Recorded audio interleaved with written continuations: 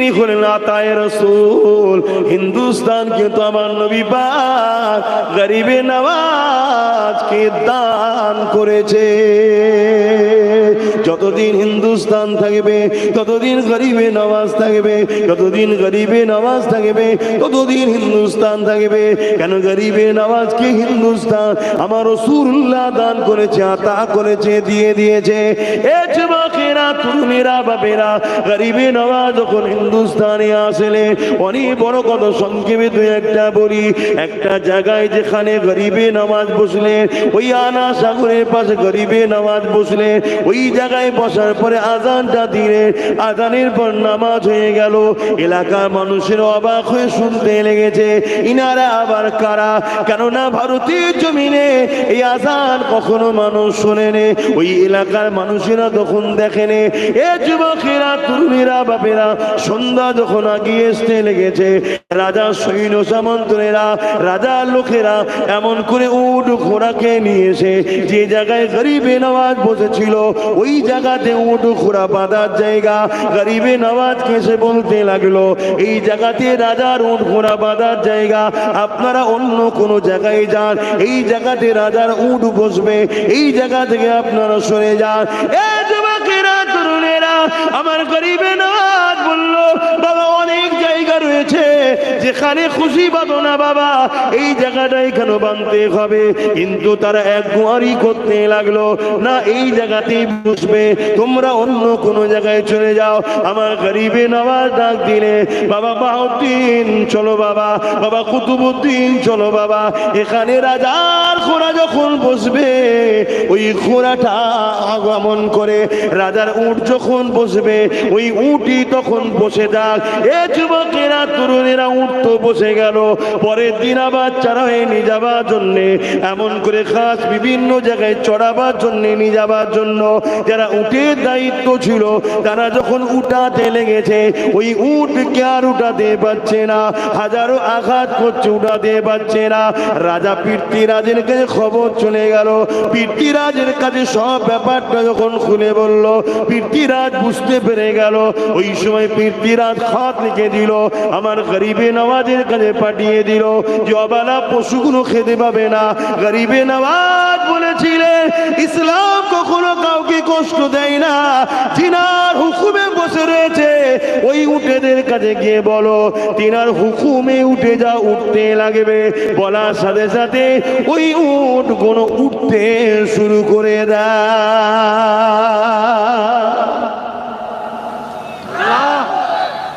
আল্লাহ, যে গরিবে নওয়াজের 850 বছর আগে বসানো উঠকে উঠাতে পারে না, আজকে সেই গরিবে নওয়াজের মাজারের মার্বেল তোলা স্বপ্ন দেখছে একদল মানবরূপী পশুরা। শুনছেন তো নাকি? হ্যাঁ, সময় থাকতে থাকতে উচিত হবে ওদের ক্ষমা চেয়ে যাওয়া গরিবে নওয়াজের দরবারে। আর না হয় জাহান্নাম ইন্তজারে রয়েছে। আগ যখন ধরবে, আগুন যখন পাকড়াও করবে, রেহায়াত থাকবে না।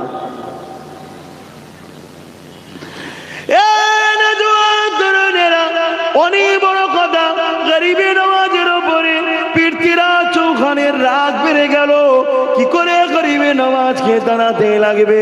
পৃথ্বীরাজ চৌহানের আম্মা যখন দুনিয়া থেকে চলে যান, তিনি তখন একটা ছেলেকে ওসিয়াত করে গিয়েছিল, বাবা তোকে একটা ভবিষ্যৎবাণী করে যাচ্ছি, বাবা তোর রাজত্ব চলাকালীন একজন মুসলিম ব্যক্তি তোর রাজত্বের মধ্যে আসবে, যে বড় সৃষ্টিকর্তার পেয়ারা হবে।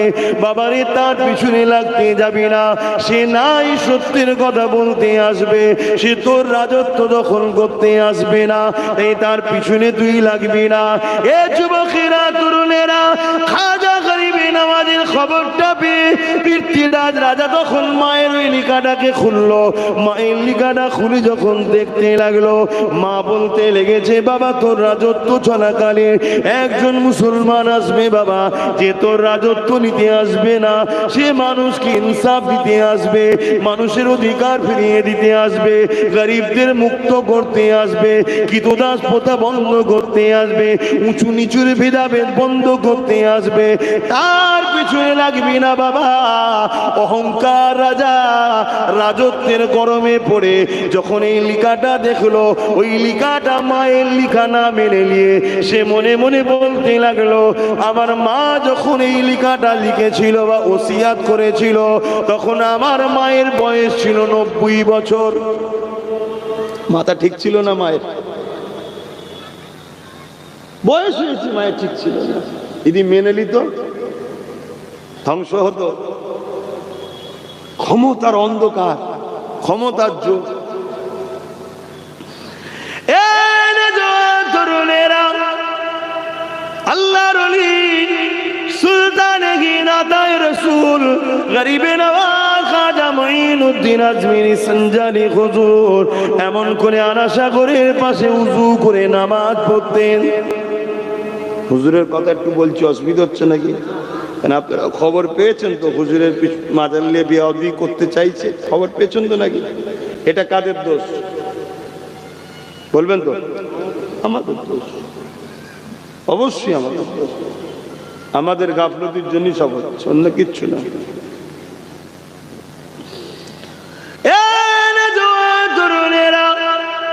আল্লাহর ওলি সুলতানে গরিবে নওয়াজ খাজা মুঈনুদ্দিন আজমিরি সঞ্জালি রাহমাতুল্লাহ আলাইহি আনাসাগরে উযু করতে। ওই আনাসাগরটা ছিল রাজার জন্য স্পেশাল। ওই জায়গাতে মুসলমান উযু করে নামাজ পড়ে, খাওয়া দাওয়া করে, পানি খরচ করে। এই খবরটা যখন পৌঁছে যায়, এমন করে গরিবে নওয়াজের কাছে সৈন্য পাঠিয়ে দেওয়া হয়, তেনাদের ঘরে আনাসাগরের পানি ব্যবহার করতে নিষেধ করা হয়। এ যুবকেরা, তরুণীরা, বাপেরা, এই গরিবে নওয়াজ হযরত কুতুবউদ্দিন বখতিয়ার কাকি রাহমাতুল্লাহ আলাইহিকে বললে, বাবা কুতুবউদ্দিন রে, যাও বাবা এক লোটা পানি তুলে নিয়ে আসো, না জানি আর হয়তো পানি ব্যবহার করতে দেবে না বাবা, এক লোটা পানি তুলে নিয়ে আসো বাবা। আমার গরিবে নওয়াজের হুকুম শুনে যখনই তিনার খলিফা মুরিদ যখন পানিটা উঠাতে লাগলো, ওই সময় দেখা যায় সমস্ত পানি ওই লুটার মধ্যে চলে আসে। আরো করে বলুন সুবহান। হাদিস পাকের মধ্যে আছে, আল্লাহর ওলিরা দুনিয়া থেকে চলে যাওয়ার পর 70 গুণ পাওয়ার বেড়ে যায়। দুনিয়ায় থাকা অবস্থায় যদি গরিবে নওয়াজ এটা দেখায়, চলে যাওয়ার পর পাওয়ার কত বাড়ে? 70 গুণ।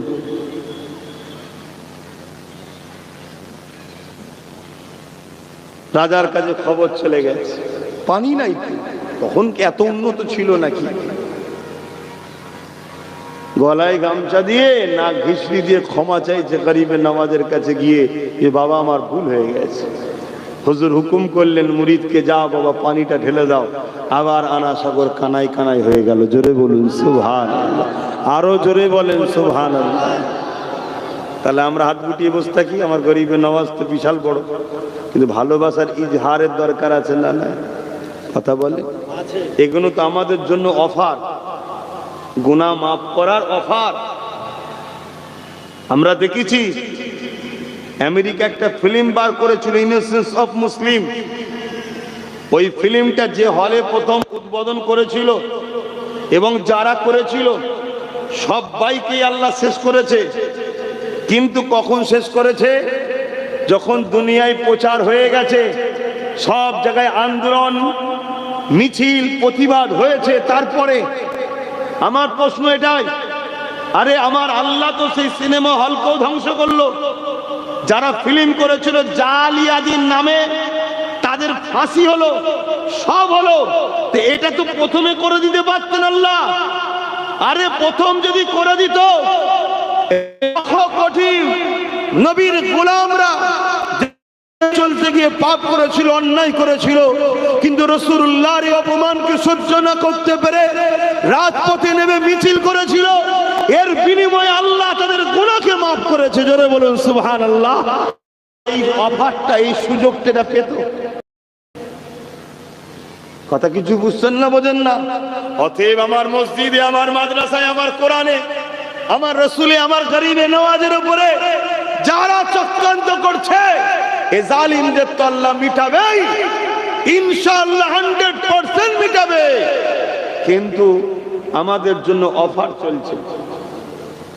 আমরা যদি ভালোবাসার ইজহার করতে পারি, যেমন আমি লড়াই করছি, আমার ঈমান, আমি দরদ দেখাচ্ছি আল্লাহর মাহবুবকে ভালোবাসার, এর বিনিময়ে আল্লাহ আমার গুনাহ মাফ করবে। এটাই হলো অফার আমাদের জন্য। জোরে বলুন সুবহানাল্লাহ। কিন্তু দুর্ভাগ্যের বিষয়, এরপরও আমার নবীর এক উম্মতের মধ্যে একটা অংশ তারা এখনো তো ঘুমিয়ে আছে। আছেন না? নাই? বাবেরা, নওজওয়ান, তরুণেরা, ও নবী পাকের উম্মত উম্মতিরা, আমার গরিবে নওয়াজ সুলতানে কে জানো, যিনি একদিক দিয়ে হযরত ইমামে হাসান হুজুরের আওলাদ, আর একদিক দিয়ে ইমামে হুসাইন হুজুরের আওলাদ, দুই দিক সম্পর্ক, অর্থাৎ মুঈনুদ্দিন আজমিরি, হাসানি ওয়াল হুসাইনি।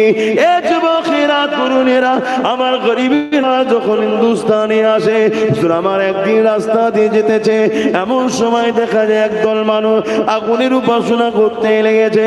আমার গরিবে নওয়াজ সেখানে পৌঁছে গেলে, সেখানে দাঁড়িয়ে গিয়ে তাদেরকে বলতে লেগেছে, বাবারা কোনো কি করতে লেগেছো?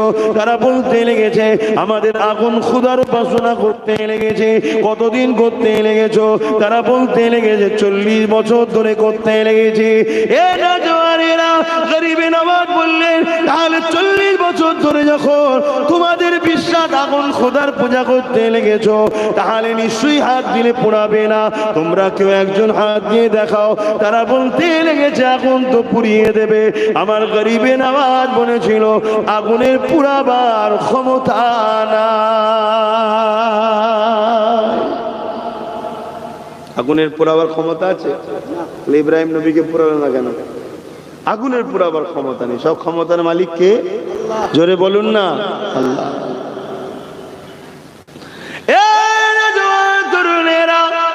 তাদের মধ্যে থেকে একজন বলল, তাহলে আপনি হাত দিয়ে দেখান। আমার গরিবে নওয়াজ বলল, আমি তো আগুন দেবতার কোনোদিন উপাসনা করিনি। তোমরা যা খোদা বলে মানো, তার কখনো উপাসনা তো আমি করি না। আমি তিনার উপাসনা করি, যিনি হলেন একমাত্র মালিক আল্লাহ, তিনার উপাসনা করি। এ যুবকেরা, যখন তোমরা বলছো এই কথা বলে নিয়ে গরিবে নওয়াজ, তাদের একটা শিশু সন্তান ওই জায়গায় ছিল, ওই বাচ্চাটাকে নিয়ে আমার গরিবে নওয়াজ আগুনের মধ্যে চলে যায়। তাদেরই একটা বাচ্চা ওখানে ঘুরছিল, ওই মুজুসিদের যারা আগুন উপাসনা করে। গরিবে নওয়াজ নিয়েছে কোলে, নিয়ে আগুনে ঢুকে গেছে। চিৎকার চেঁচামেচি শুরু হয়ে গেছে যে নিজে মরল, আমাদের বাচ্চাটাকেও পুড়িয়ে দিল। লোক ভিড় জমছে। তখনকার সময় তো বাবা, এখন ফোন করলি যেমন গাড়ি চলে এসছে, ফায়ারের গাড়ি, তাও আসতে অনেক সময় লাগে, তার আগে সব পুড়ে শেষ হয়ে যায়। তখন তো এত উন্নতও ছিল না।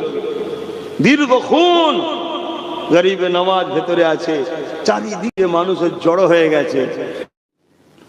বাপেরা, নওজওয়ানেরা, এ নবী পাকের প্রেমিকেরা, দুনিয়া দুদিনের আজ আছি কাল নাই।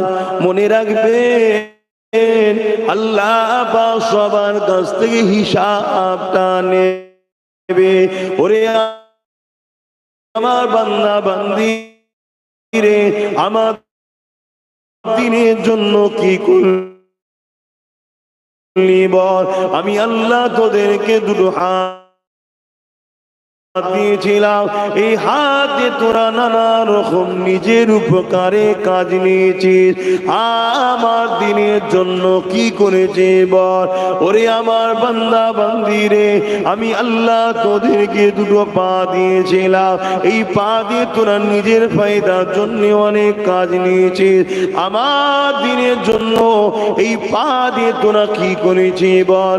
ওরে আমার বান্দা বান্দা, সুস্বাস্থ্য দিয়েছিলাম, কি করেছিস আজকে তোরা জবাবটা দে। আলেমরা মিথ্যা কথা বলছে না, জবাব আমাকেও দিতে হবে, আমাদেরকে দিতে হবে। আল্লাহ কাউকে ছাড়বে না। এই না জওয়ানেরা, এমন নবী পাকের প্রেমিকেরা, তাই তো বুঝাতে বারবার চাই, ইসলামকে মহব্বত করেন, ভালোবাসেন, প্যার করেন, নিজের ধর্মের উপরে ভক্তি মহব্বত রাখেন, নবী পাকের দেখানো রাস্তাতে জীবন করার চেষ্টা করে, দুনিয়া তো সম্মানিত হবেন, আখিরাতে নাজাতটা পেয়ে যাবেন। ইসলাম যেখানে নাই ওখানে মা বেটার মধ্যে কোনো ভালোবাসা সম্মান নাই। ইসলাম যেখানে নাই ওখানে স্বামী স্ত্রীর মধ্যে প্রেম নাই, ধোঁকাবাজি থাকে। ইসলাম যেখানে নাই ওখানে গরিবের কোনো সম্মানও থাকে না। ইসলাম যেখানে নাই ওখানে পূজা কোনো মানুষের মতো করে বাঁচতে পারে না।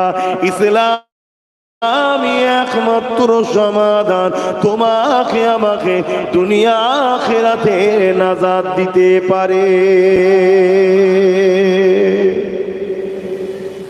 কিন্তু আমরা তো নামে ইসলাম মানি, সবাই ইসলাম মানি বলি, শুধু মুখ দিয়ে বলে দিবার নাম তো মানা নয়, ওটাকে তো বাস্তবে দেখাতে হবে।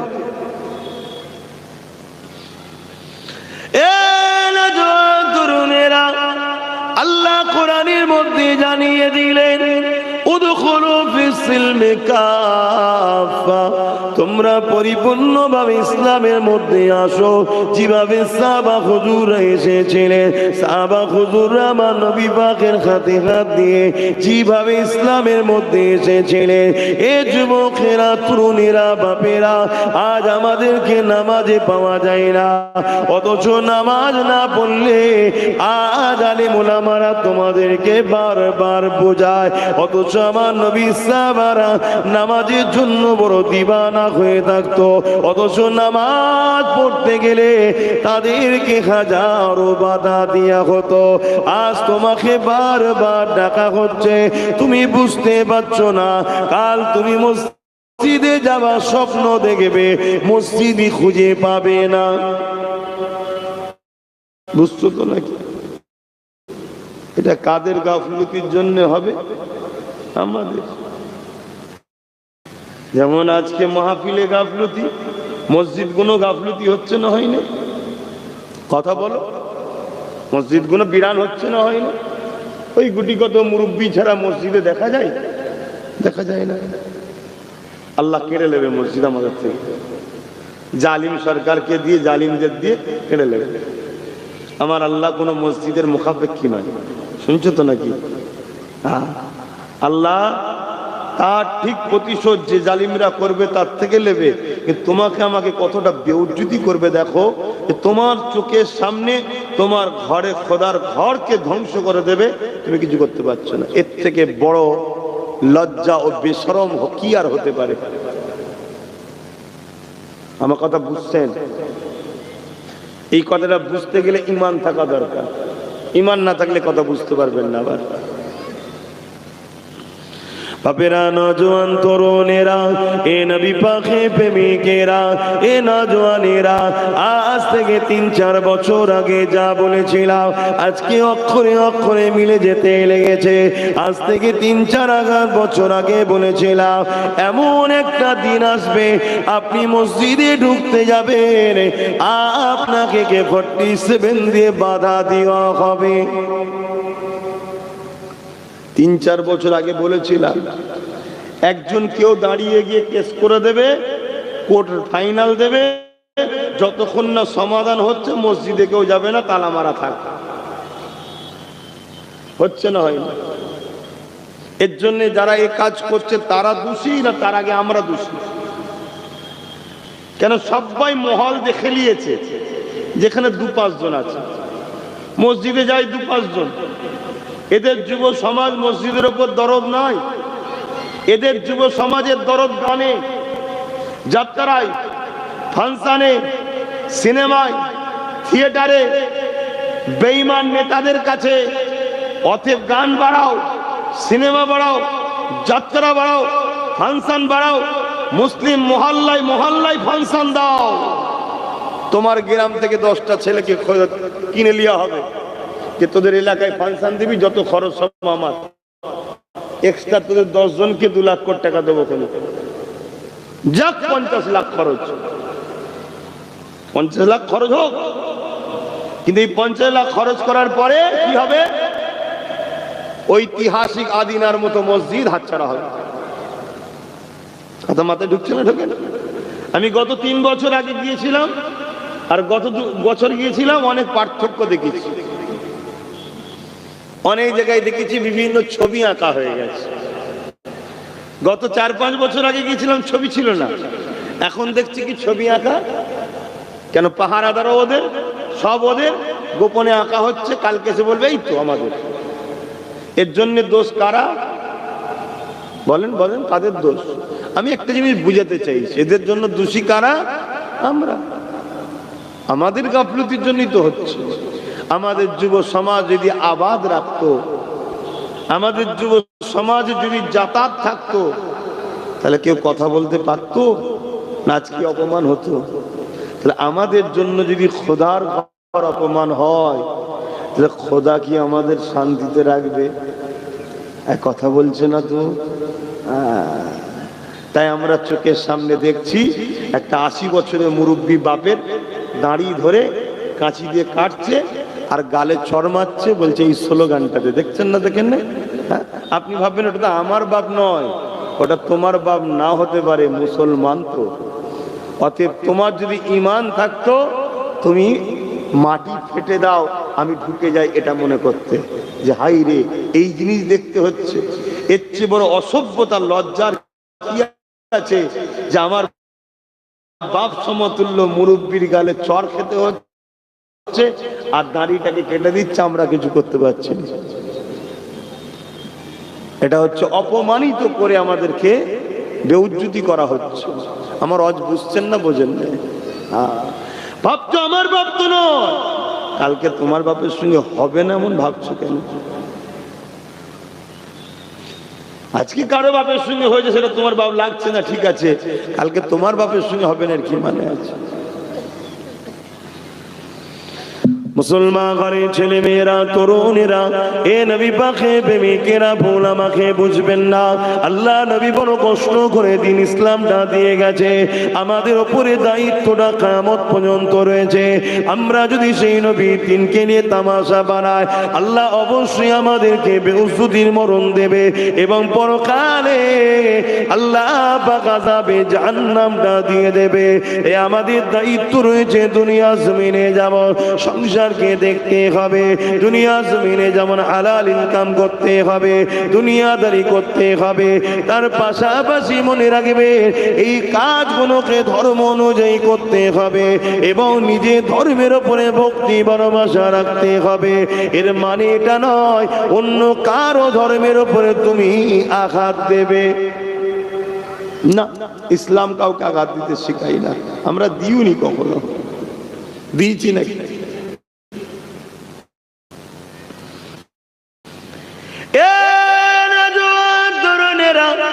অথচ আমরা যুগ যুগ ধরে দেখে আসছি ইসলামের উপরে, কোরআনের উপরে, রাসূলের উপরে আল্লাহ রাব্বুল আলামিনের বিষয়ে নানা রকম কুরুচিকর কথা একদল মানুষরা, মানবরূপী পশুরা যুগে যুগে বলে আসতে লেগেছে।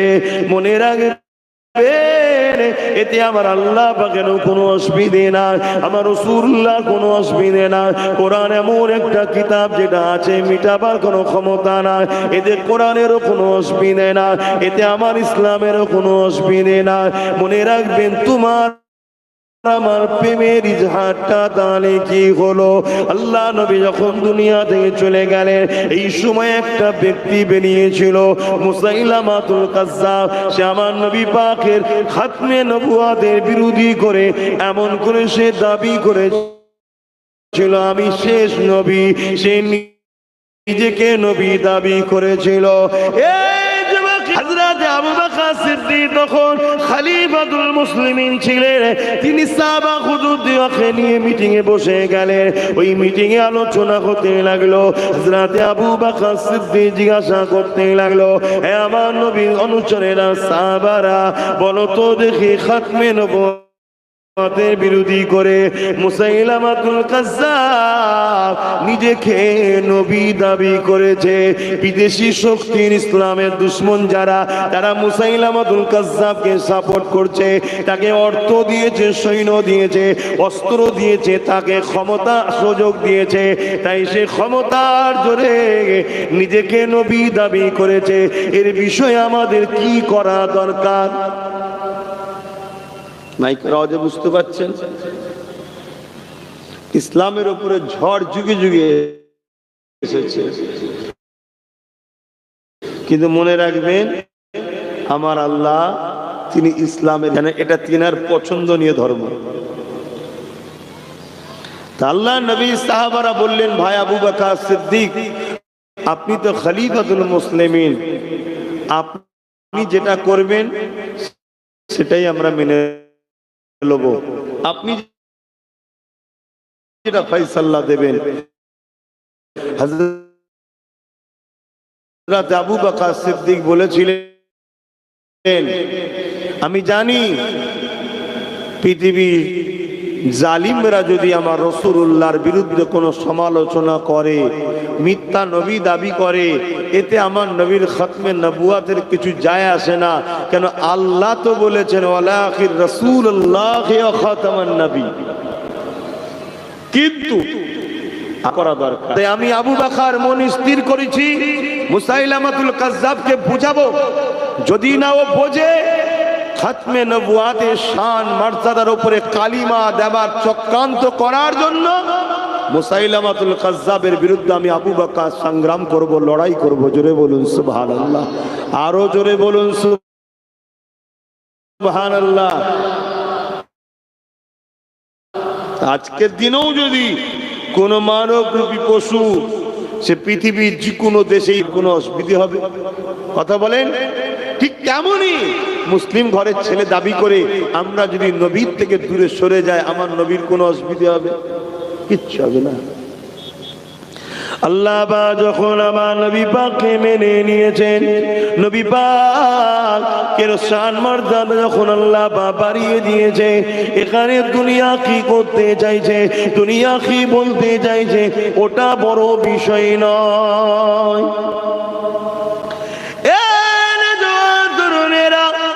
আল্লাহ নবী যখন দ্বীনের প্রচার করতে লেগেছে, মক্কা মানুষেরা আমার নবী পাকের কথা মানতেছে না, অথচ আমার নবী পাকের সঙ্গে খারাপ ব্যবহার করতে লেগেছে। ঠিক এমনই সময় আমার নবী পাক ঘরে হুজরায় বসে কাঁদতে লেগেছে। আহারে জমিনে মানুষ আল্লাহকে মানতেছে না। এই সময় আমার আল্লাহ বা আওয়াজ দিয়ে বলেছিলেন, হে আমার হাবিব, দুনিয়া মানুষ আপনাকে মানুক চাই না মানুক, আমি আল্লাহ আপনাকে নবী বলে মেনে নিয়েছি। আমার হাবিব, দুনিয়ার মানুষ যদি আমাকে না মানে, এতে আমি আল্লাহ আমার কোনো ক্ষতি হবে না। দুনিয়ার মানুষ যদি আমাকে না মানে, এতে আমি, দুনিয়ার মানুষ যদি আমার নাফরমানি করে, আমার আল্লাহ পাকের রাজত্বের কোনো ক্ষতি হবে না। আমার হাবিব, আমি জানতে চাই আপনি কি আমাকে আল্লাহ বলে মেনে নিয়েছেন? আমার লা ইলাহা ইল্লাল্লাহ, আল্লাহ আমি মুহাম্মদ রাসূলুল্লাহ, আপনাকে ছাড়া অন্য কোন ইলাহকে মানি না, অর্থাৎ কোন ইলাহা নাই, যিনি আছেন আল্লাহ, আপনি, আপনাকে আল্লাহ বলে মেনে নিয়েছি।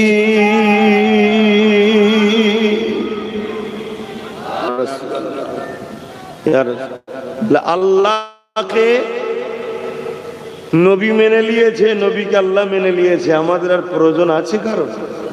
কথা বলেন। এখন আমরা যদি কপাল ওয়ালা হতে চাই, আল্লাহ ও রসুলকে মেনে নিতে হবে, আর মানার মতো মানতে হবে, মুখে দরদ দিলে হবে না।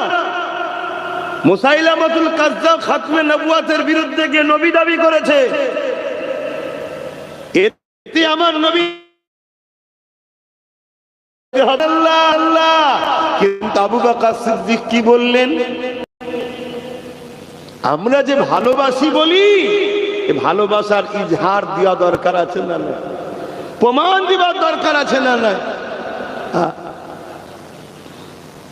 হযরত আবু বকর সিদ্দিক জন্য আল্লাহ নবী সাহাবাদের মধ্যে থেকে 10,000 যুবক সাহাবা হুজুরকে ঠিক করলেন। এ নওজওয়ানেরা 10,000 যুবক সাহাবা হুজুরকে নিয়ে হযরত আবু বকর সিদ্দিক মুসাইলামাতুল কাজ্জাবকে বুঝাবার জন্য যেতে লেগেছে। যদি বলেন সাথে 10,000 কেন নিয়ে যাচ্ছে? আরে মুসাইলামাতুল কাজ্জাব 90,000 সৈন্য দিয়ে সর্বসময় নিজের সিকিউরিটি বানিয়ে রেখে দিয়েছে। 90,000 একটা দুটো নয়, বিদেশি অর্থ দিচ্ছে, বিদেশি শর্ত দিচ্ছে, বিদেশি অর্থ দিচ্ছে, বিদেশি অস্ত্র দিতে লেগেছে। কেননা তারা আমার নবী পাকের দুশমন যারা, তারা চাই মুসাইলামাতুল কাজ্জাবের দ্বারা মিথ্যা নবী দাবি করে আমার নবীর উম্মতের মধ্যে বিভ্রান্ত তৈরি করে দেব। এ যুবকেরা, তরুণেরা, বাবেরা, হযরত আবু বকর সিদ্দিক এই 10,000 যুবক সাহাবাদের নিয়ে মুসাইলামাতুল কাজ্জাবের দিকে রওনা দিল। মুসাইলামাতুল কাজ্জাবের কাছে গিয়ে হযরত আবু বকর সিদ্দিক তাকে বুঝাতে লাগলো, কুরআন যেখানে গাওয়া দিয়েছে ওয়ালাকির রাসূলুল্লাহ ওয়া খাতামান নবী, নবী যখন শেষ নবী, কেন তুমি উম্মতের মধ্যে বিভ্রান্তি ছড়াও? কেন তুমি ফিতনা লাগাতে লেগেছো? আবু বকর সিদ্দিক এইভাবে বুঝাতে লেগেছে। কিন্তু মুসাইলামাতুল কাজ্জাব আবু বকর সিদ্দিকের কথা দিকে কর্ণ দেয়নি। সে দেখতে লেগেছে আবু বকরের দিকে 10,000 রয়েছে আর আমার দিকে 90,000 রয়েছে। এই সুযোগটাকে কাজে লাগিয়ে আবু বকর সিদ্দিক সহ 10,000 নবী সাহাবাকে কতল করতে হবে। শুনছেন? ওকে গেছে বুঝাতে যাতে পরিবর্তন হয়, ওরও কপাল ভালো হবে, সমাজের মধ্যে বিভ্রান্তি ঝগড়া ফাসাদ বন্ধ হবে। কেন? মিথ্যুক কাজ্জাব। আর ও মনে মনে ভাবছে আবু বকর সিদ্দিকের তো 10,000 আর আমার 90,000। এই সুযোগকে হাতছাড়া করলে হবে না। যেমন আজকে অনেকে ভাবছে এই সুযোগ দেশের মাথায় আমি, রাজ্যগুলোর মাথায় আমাদের, সব জায়গায় আমরা, এই সুযোগে মুসলমানদের মসজিদ মাদ্রাসা সব কেড়ে নাও। ভাবছে না? ভাবে না?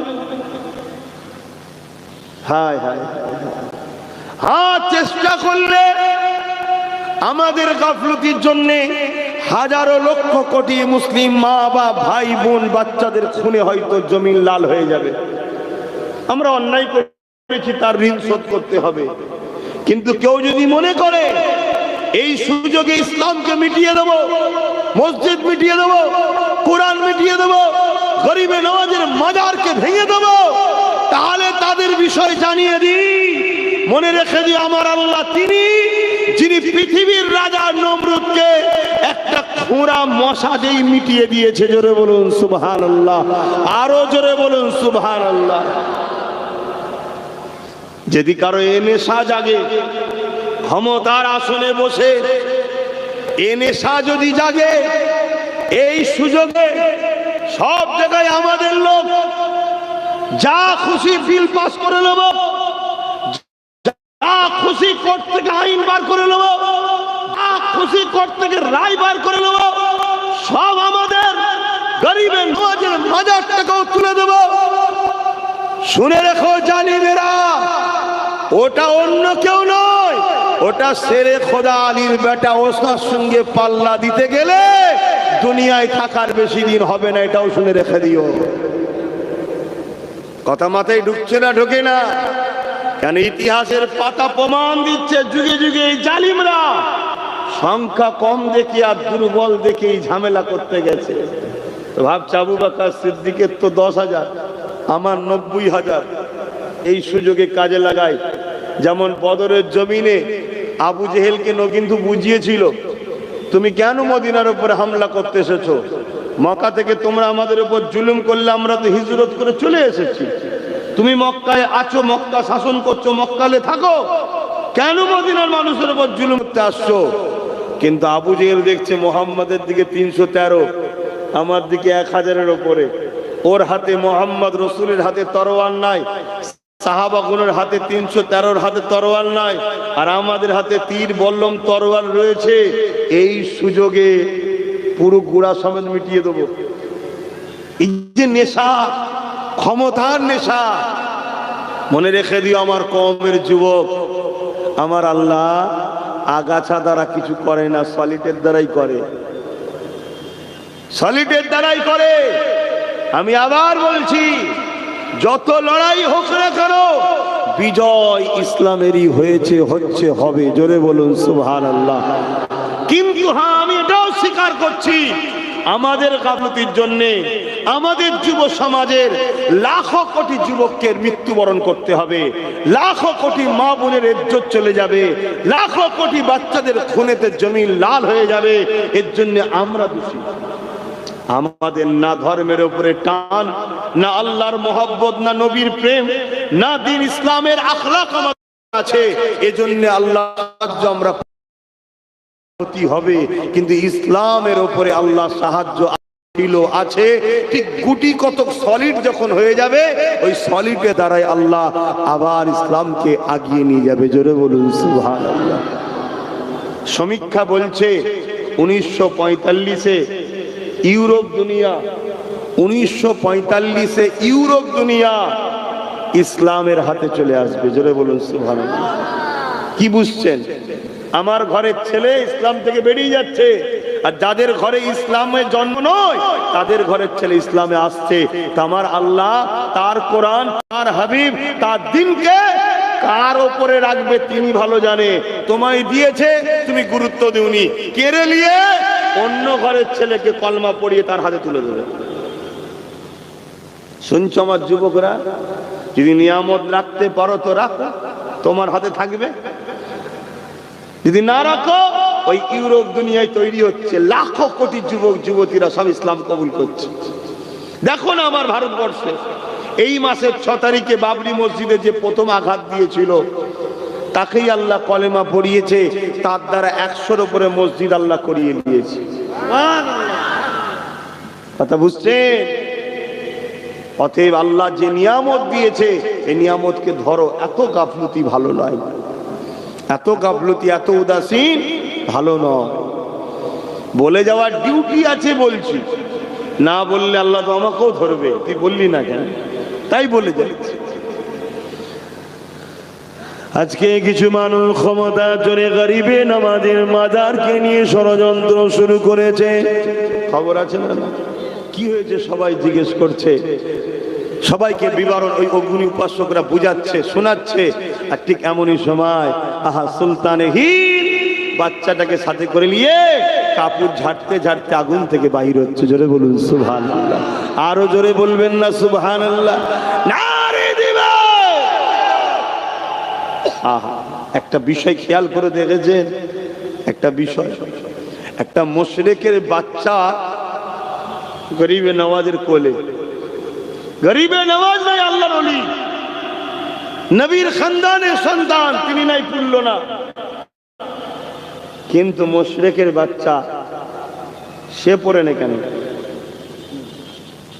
কার বাচ্চা বড় কথা নয়, আল্লাহর বন্ধুর কোলে আছে, এটাই আল্লাহ পাক পছন্দ করেছে। জোরে বলুন সুবহানাল্লাহ। আমার বন্ধুর কোলে যে থাকবে তাকে আমি পুড়িয়ে দিই? হায় হায় হায় হায়, আজ আমাদের যুবকরা কাদের কোলে দুলছো? কেন্দ্র সরকার তো বলছে ওয়াকফ বিল করে সব নিয়ে নেবে। খবর পেয়েছো তো নাকি? কি হবে? তোমাদের মালদা অনেক সম্পদ আছে, ওয়াকফে মালদায় অনেক সম্পদ আছে, তার মধ্যে ওই যে মসজিদের কথা বললাম, ওটাও তো ওয়াকফ। সব নিয়ে নেবে, কি হবে এবারে? দোলো। আমরা তো বললে শুনবে না, যাদের কোলে দুলছ দোলো। এবার কি হবে? কখনো খেয়াল করে দেখেছো যে ওয়াকফ সম্পত্তি কেন লিখতে চাইছে? সংশোধনের নামে ওয়াকফ বিল তৈরি করে সম্পূর্ণকে কবজা করতে চাইছে কেন? কোনোদিনই তো মুসলমানের হাতে ওয়াকফ ছিল না, ছিল নাকি? ৭৭ বছর ধরে ওয়াকফকে তো সবাই দখল করে খেয়েছে, ইনিও তো 10 বছর ধরে খাচ্ছে, তো হঠাৎ করে আবার লিকালিকি করে নিতে চাইছে কেন? কখনো খেয়াল করে দেখেছেন? তা দেখার সময় নেই। হায় হায়, কবে জাগবেন? কবে ঘুম ভাঙবে? যেদিন কিয়ামতের সুর ফুঁকা হবে সেদিন নাকি? এই বাচ্চাগুলোকে কি দিয়ে যাচ্ছেন আপনারা? এই বাচ্চাগুলোকে কি দিয়ে যাচ্ছে? হায় হায়, আল্লাহ আল্লাহ যদি খাস রহমত করে তবে হিন্দুস্তানের মুসলমান তোমরা আগামী দিন বাঁচবে। মনে রেখে দিও, ইসলামকে নিয়ে চিন্তা করো না, ইসলাম থাকবে, ইসলামই তো থাকবে। নতুন প্রজন্ম তৈরি করে দেবে, যারা ইসলামের দুশ্মন তাদের ঘরের ছেলেরা কলমা পড়বে ইসলামের জন্য, আল্লাহ তৈরি করে দেবে। জানো না, হযরত ওমর ফারুক বলেছিল 39 থেকে 40 হতে দেবো না, আল্লাহ ওমর ফারুককে 40 করে দিয়েছিল। জোরে বলুন সুবহানাল্লাহ। তোমার আল্লাহ তাদের মধ্যে থেকে তৈরি করে দেবে, কিন্তু তোমার আমার বেঁচে থাকা কিন্তু বড় বিপদ হয়ে গেছে। বললেই তো অনেকে আবার ভাববে যে হুজুরের ছেলে সব কেন বলবে।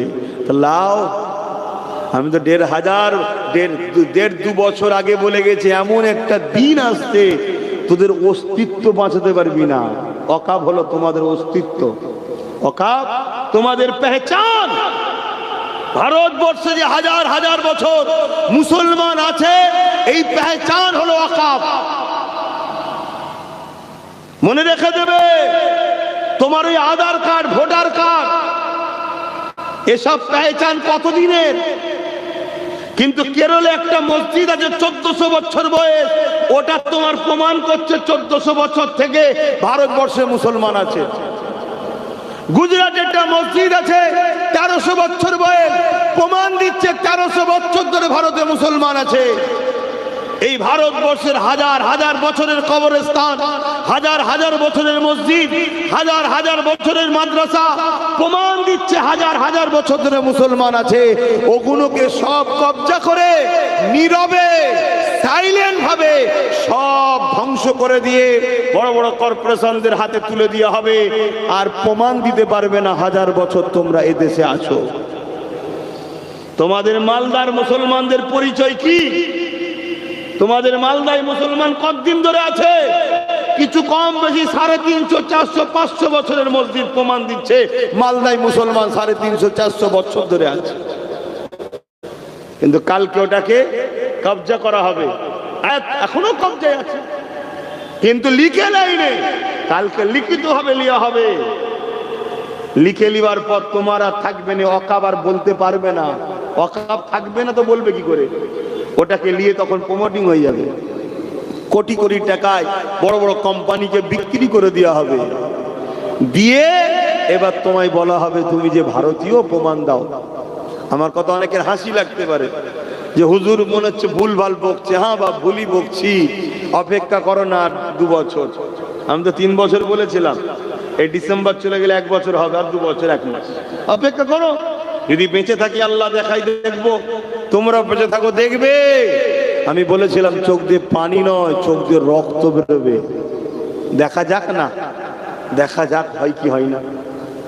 অনেক বুঝিয়েছিলাম, অনেক বলেছিলাম। আমাদের যুব সমাজ 500 টাকায় বিক্রি, 200 টাকায় বিক্রি, 1000 টাকায় বিক্রি, বিরিয়ানিতে বিক্রি।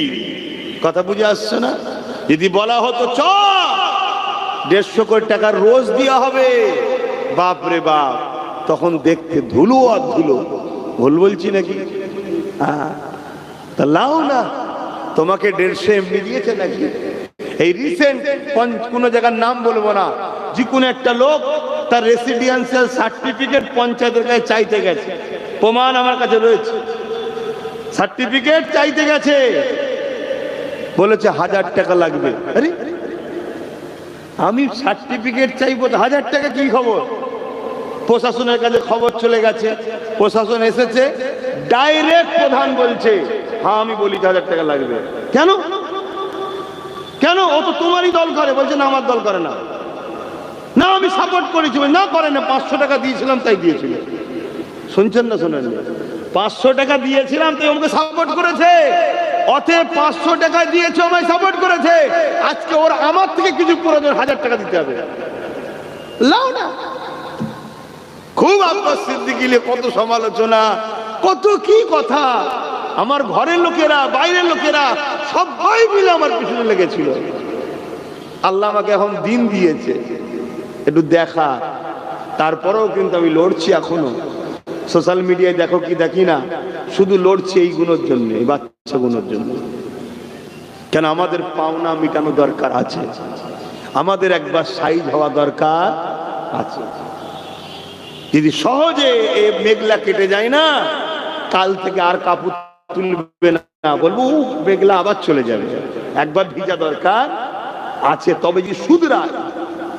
বহুত ব্যথা নিয়ে বলছি, বহুত কষ্ট নিয়ে বলছি। তুমি জানো তোমার আমার পশ্চিম বাংলায়, তোমার আমার পশ্চিম বাংলায় নামের আগে লিখতে হয় কোন কাস্ট, লিখতে হয় তো নাকি?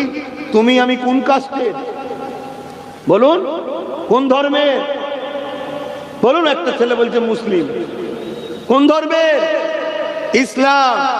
কিন্তু আজকে সেটাকে তুলে দিয়ে, খোঁজাও না বাপ, তুলে দিয়ে করা হয়েছে মুসলমান। তার মানে কি? নীরবে ইসলামকে ভোলানো হচ্ছে, নীরবে ভুলিয়ে দেওয়া হচ্ছে। তুমি জানো তোমার আমার পশ্চিম বাংলায় কোরআনের সিলেবাসকে বন্ধ করে দেওয়া হয়েছে মাদ্রাসায়। মার্কশিটে কোরআনের একটা পয়েন্ট থাকতো, যেমন অঙ্ক, ভূগোল, বিজ্ঞান, এত নম্বর এত নম্বর, ঠিক কোরআন বলে একটা লেখা থাকতো, তাতে নম্বর কত পেত লেখা হতো। ওই পাঠটাকেই তুলে দিয়েছে। কে তুলেছে? আমি, আমার ভাই। লাও না বাবা, আব্বাস সিদ্দিকী কোন খারাপ? লাও, অপেক্ষা করো, খোদা ছেড়ে দেবে না। কেন? তোমার আমার সহযোগিতাতেই জালিমের পাওয়ার হয়েছে। অসুবিধা হচ্ছে, এখনো সময় আছে। তওবা করো, তওবা করো, আল্লাহর কাছে কাঁদো, ফিরে আসো, ফিরে আসো, এখনো সময় আছে। ওয়াকাফ কি জিনিস আমার কম বোঝে না। এই ওয়াকাফ কি জিনিস বোঝেন আপনারা সবাই? কারা কারা ওয়াকাফ সম্বন্ধে বোঝেন হাত তুলবেন, আমি জিজ্ঞেস করবো। কিন্তু কারা কারা বোঝেন যে ওয়াকাফ কি জিনিস জানি, একটু হাত তোলেন তো। দেখো কয়েকটা হাত, তাহলে বলুন, বলুন। এ সমাজকে বোকা বানানো কি অসুবিধে যাবে? আমার সময়ও নেই বলার। আপনারা সোশ্যাল মিডিয়াতে আমার প্রতিবাদগুলো দেখছেন না? পিএবিএস ইউটিউব খুঁজে দেখবেন, পিএবিএস ওতে দিচ্ছে। মামার নামে একটা পেজ আছে, অফিস চালায়, পীরজাদা এমডি আব্বাস সিদ্দিকী আল কোরাইশি। ওতে দেখবেন প্রতিবাদ কিন্তু খুলে খুলে বলছে ওয়াকাফ কি জিনিস। আর না 2-5 মিনিট বলবো? হ্যাঁ, ওয়াকাফ হলো ইসলামেরই একটা পার্ট। নিজের ধর্ম সম্বন্ধেই জানো না। যেমন ইসলামে নামাজ আছে, রোজা আছে, হজ আছে, দাঁড়িয়ে আছে, টুপি আছে, হালাল আছে, হারাম আছে, পাক আছে না পাক আছে, বিভিন্ন বিষয় আছে তো না। ইসলামেরই একটা পার্ট হলো ওয়াকাফ। অর্থাৎ আল্লাহর রাহে ধনীরা সম্পদকে দান করে দেয়, উৎসর্গ করে দেয়। জোরে বলুন সুবহানাল্লাহ। পৃথিবী জুড়ে এই ওয়াকাফ হয়। আমার নবী সাহাবী হযরত আবু বকর সিদ্দিক ওয়াক্ফিল্লাহ করেছে, উমর ফারুকও করেছে। এভাবে যুগ ধরে চলে হাজার বছরের ধনী লোক ছিল, তারা এই মুসলিম উম্মার উন্নতির জন্য, মুসলিম উম্মার শিক্ষার জন্য, মুসলিম গরিব ছেলেদের বিয়ে শাদী, শিক্ষা, পড়াশোনার জন্য 27 লক্ষ বিঘের ওপরে সম্পত্তি দান করে গেছে। কত? এটা কম করে বলছি, এরা আরো বেশি আছে।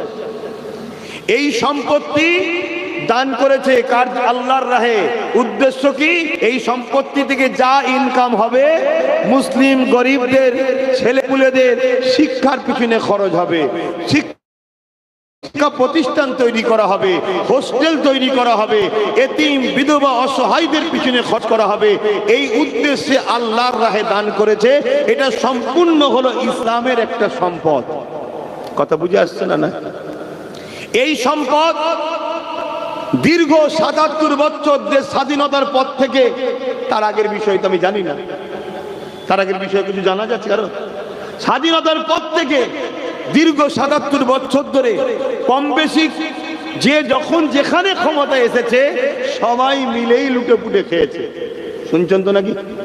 এখন কারো গায়ে লাগলে তো হবে না, বাপ খেয়েছিস তো সহ্য করতে হবে না, লুটে পুটে খেয়েছে। কিন্তু একটা বিষয়, তারা একা খায়নি, কিছু মুসলিম নামধারী দালালদের ঘরেও ভাগ দিয়ে খেয়েছে। এখন শুনছেন তো নাকি? আমি দালাল বললাম, খারাপ লাগলো?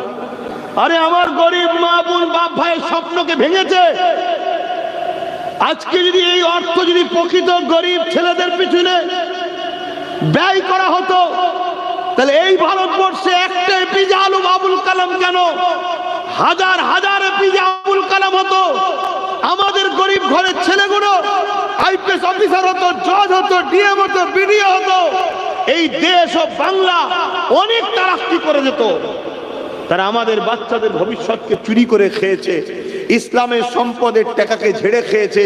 আর আমাদের মধ্যে কিছু নামদারি বক্তা মুলি সাহেব ছদ্মবেশী, তারা যাতে না চিল্লায়, সমাজকে না জাগায়, তার জন্য তাদের কিছু ভাগ দেওয়া হতো। শুনছেন তো নাকি? এভাবে যুগ যুগ ধরে চলে আসছে। আমাদের উত্তর ২৪ পরগনায় একজন আল্লাহর ওলি আছে, যিনার নাম হচ্ছে হযরতে আব্বাস আলী গোরাচাঁদ রহমাতুল্লাহ আলাইহি। হাড়ুয়াই মাজার আছে, নাম শুনেছেন তো নাকি? ওনার সম্পত্তি ছিল ৯০০ বিঘে। কত বিঘে? ৯০০ বিঘে। সেই সম্পত্তিটা আজকের দিনে দাঁড়িয়ে আছে মাত্র ৯২ শতক। শুনছেন কি গো? শুনছেন না শোনেন না? না আপনাদের মনে হচ্ছে খেচ্ছে খাগ্গে যা কি সব শুনে কি করব মনে হচ্ছে তো নাকি? আমার ডাল ভাত কোনো রকম হলেই হয়ে গেল। হ্যাঁ বাপ, এই জমিনে রোজ কুকুরও খায়, এই জমিনে রোজ কুকুর খায়, কোনোদিন কুকুর শুকিয়ে থাকে না, খোঁজ নেবেন। এই জমিনে রোজ কুকুর খায়, যেমন করে হোক তার খাওয়া কিন্তু হয়। সে লাঠি খেয়ে হোক, ছিছি করে হোক, ঝাঁটার মার খেয়ে হোক, খাওয়া ঠিক কুকুরের হয়। তা আপনার খাওয়াটা আমার খাওয়াটা যদি কুকুরের মতো হয়ে যায়, ওই খাওয়াটা ভালো না ইজ্জতের রুটি খাওয়া ভালো? একটু ভাবতে হবে তো নাকি? আর যদি মনে হয় যে না বাবা ওই কুকুরের মতনই ঠিক আছে, তাহলে আব্বাস সিদ্দিকী বাপ ভুল করছে। কথা কি করা হয়ে গেল নাকি? কি গো ইসমাইল সাহেব, কথা কি করা হয়ে গেল? তাও যদি জাতি পরিবর্তন হয় তাও আলহামদুলিল্লাহ। জাতি যদি এরকম স্লো পরিবর্তন হয় তাও আলহামদুলিল্লাহ। অতএব বাপ আমার, ভাই আমার, বুঝুন, আজকে শুধু তোমার আমার ভবিষ্যৎ এখানে জড়িয়ে নাই। কালকে যখন তোমার মসজিদের এসে নোটিশ হয়ে যাবে এটা ওয়াকফ প্রপার্টি নয়, ভাঙো। কবরস্থানকে বলা হবে এটা ওয়াকফ প্রপার্টি নয়, তোলো। তোমার আমার বাপ দাদুর লাশের হাড়গুলোকে তোলা হবে। এমনও শুনে রেখে দাও, আগামী দিন তোমার আমার কবর দিবার জায়গা হবে না। কজন নিজের উঠোনে দেবে বা কজনের আছে কত বড় জায়গা? লাস্টে কি হবে? বলতে হবে পুড়িয়ে দাও। আগামী দিন সেই দিন আসছে। আজকের এই ওয়াজটা রেকর্ডিং হচ্ছে তো নাকি? হ্যাঁ, লিখে রাখবেন। আগামী দিন এটাও বলবে যে মুসলমানদের অত বড় জায়গা দখল করে রাখার কি দরকার, পুড়িয়ে দাও। তোমার গাফলতির জন্য তোমার মাকে লিজা হবে পুরানো। শোনো বন্ধু আমার কথা, গায়ে লাগলে কিচ্ছু করার নেই, আনবি না, আর আসলে আসবি না। যেমন প্রচুর লোক দূরে দূরে আছে, ডেকে ডেকে আসছে কি একটু দূরে সরে যাবে, মিটে যাবে। যা 10টা থেকে 10টা গেলে বকবো। কথা বুঝে আসছে না? না, হ্যাঁ, তার আমার জন্য কথা বলছি না, আমি তো আল্লাহ ও রসুলের জন্য কথা বলছি। কাল তোমার আমার গাফলতির জন্য তোমার আমার মাকে নিয়ে যাওয়া হবে পুরাতে, আর তোমার আমার মাকে পুরাতে নিয়ে যখন যাবে, পুরাতে গেলে তো ভয় লাগবে, তখন তার ভালো লোক সেখানে যাবে না। তখন যেই কাপড়টা লাগবে তোমার মায়ের 60 বছর ঢেকে রাখা ইজ্জতটা উলঙ্গ হয়ে যাবে, সবাই দেখবে। সেদিন তোমার হাসি ভালোভাবে বেরোবে, আমি দেখবে। আজকে যারা আমার কথাকে নিয়ে মনে করো যে বেকার বকছে, সেদিন বুঝবে কি হচ্ছে। কথা মাথায় ঢুকছে না? ঢোকেনি? হ্যাঁ। আর এটাও শুনে রেখে দাও, ৭৭ বছর ধরে তথাকথিত সেকুলার নামে যারা রয়েছে তারাও ঝেড়ে ঝেড়ে খেয়েছিল। ওই 900 বিঘেটাকে ঝেড়ে 92 শতক করেছে। কেন্দ্র সরকার বিল করে বলছে ওই 92 শতকটা আত্মরা নয়, এবার আমি খাবো। এটাই হচ্ছে সংশোধন। কথা মাথায় ঢুকছে না? ঢোকেনি? সবটা লোক এবারে, আর কাউকে দেবো না। এখন দেখবেন এর জন্য কিছু লোক আন্দোলন করতে নামবে নতুন করে। আবার এটাও বলে যাচ্ছে, কিছু লোক নতুন করে আন্দোলন করবে। কি হবে? ওয়াকফ বাঁচাতে হবে, ওয়াকফ বাঁচাতে হবে, ওয়াকফ দেওয়া যাবে না, লড়তে হবে। তাই নাকি? তুই চিল্লাচ্ছিস কেন ভাই? তুই তো নিজেই ওয়াকফ ঝেড়ে বসে আছিস। এই তুই তো নিজে ওয়াকফ ঝেড়ে বসে আছিস, তুই চিল্লাচ্ছিস কেন? তুই তো এত বছর খেয়েছিস, তুই তো এত বছর খেয়েছিস, তুই চিল্লাচ্ছিস কেন? বলছে ও তো লিখে একা খাবে, আমি ভাগ পাবো না বলে চিল্লাচ্ছি। শুনছেন তো নাকি? হ্যাঁ। আর আব্বাস সিদ্দিকী চিল্লানোর পিছনে আলাদা কারণ আছে। আব্বাস সিদ্দিকী চিল্লাচ্ছে আল্লাহর দ্বীনের জন্য, পাশাপাশি আমার নবীর এই ছোট ছোট উম্মত গুলো যারা বড় হবে আগামী দিন, এরা কিচ্ছু পাবে না। এরা অন্ধকার দেখবে দুনিয়াকে, চোখের সামনে সবাই ঘুরে বেড়াবে গাড়ি বাড়ি টাকা পয়সা নিয়ে। আর আমার তোমার গাফলতির জন্য তোমার আমার ছেলেগুলো যদিও বেঁচে থাকে, ওই ম্যাথনের কাজ করার জন্য থাকবে, মুচির কাজ করার জন্য থাকবে, ঘরের দরওয়ানের কাজ করার জন্য থাকবে, এই সব কাজ করতে পারবে। আমার এই কথা কোনো কাকে কষ্ট লাগলো নাকি? কি গো আমার ভাইয়েরা, কষ্ট হলো নাকি? বলেন না, যারা মেম্বার আছেন কষ্ট হলো?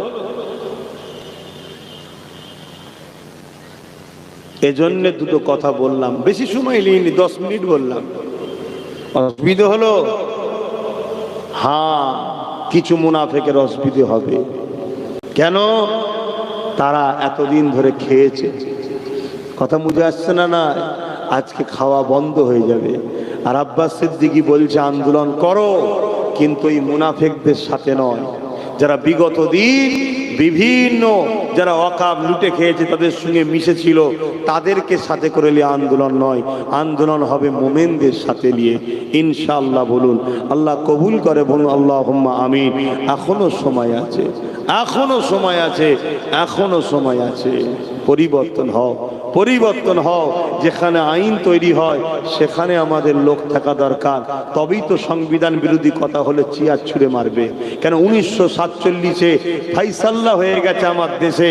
47-এর পর থেকে এই দেশ স্বাধীন হয়েছে 47-এ।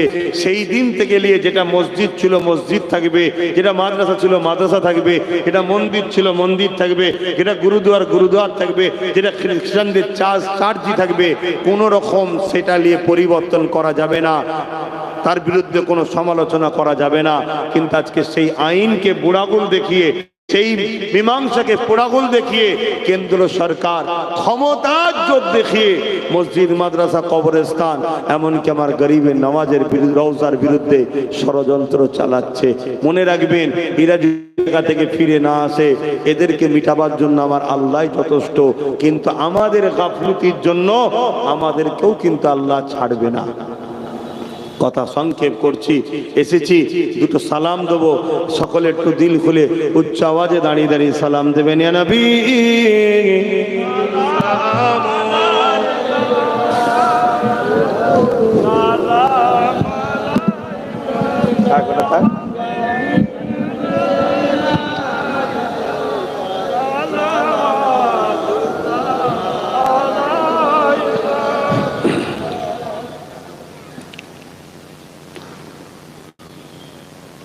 طلع البدر علينا من شنيعة الوداع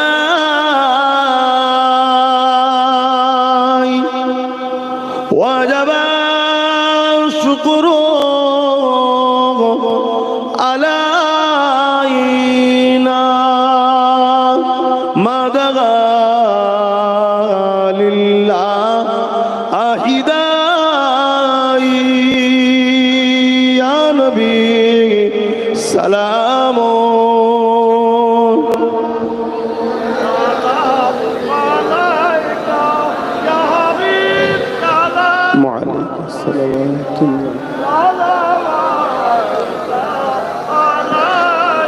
या नबी नामो ओ प्यारा या रसूल नामो प्यारा अर्श पर अपने पुकारा सच पैगंबर हमारा या नबी सलाम या रसूल सलाम या हबीब सलाम